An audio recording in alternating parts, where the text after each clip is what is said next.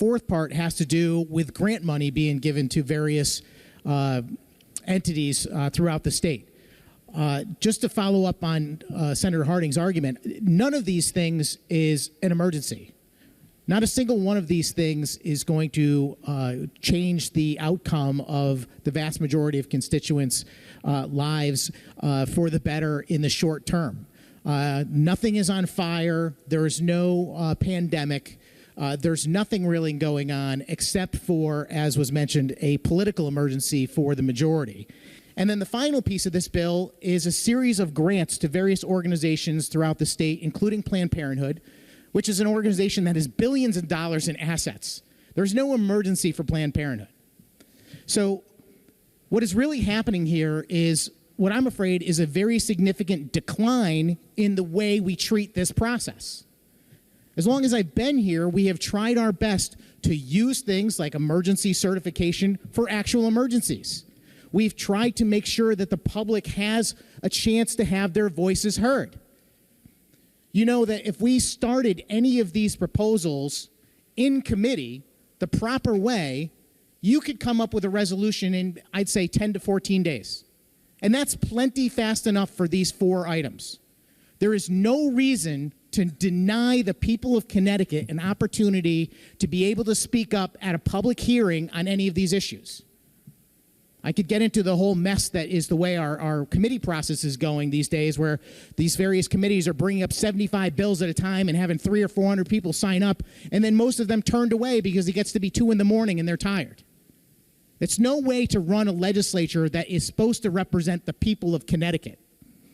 So just to wrap up, this skips a very important and necessary part of the legislative process. When you do something by emergency certification, you deny public input by eliminating the public hearing process.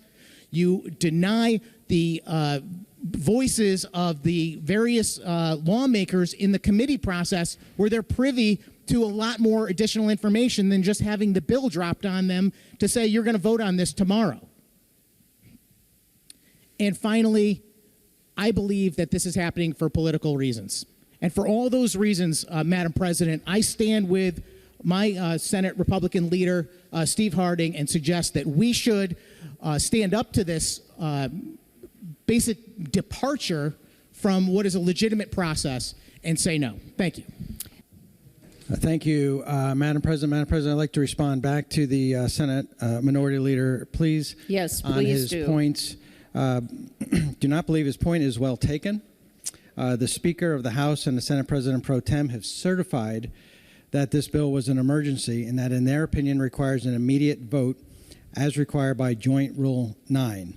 There are also 2 precedents directly on point that show that this point is not well taken. These are Senate precedents 12-1.1 and 12-1.2. Thank you, Madam President. Thank you, Senator Duff, and I do rule that the point is not well taken. As you, sir, have outlined, the bill is properly certified before the Senate. And I will also note that the requirements of JR 9 have been met. Senator Harding. Thank you, ma'am. A vote and a yes vote will support Senator Harding's argument. A no vote supports Senator Duff's point. And so we will put the appeal on the board.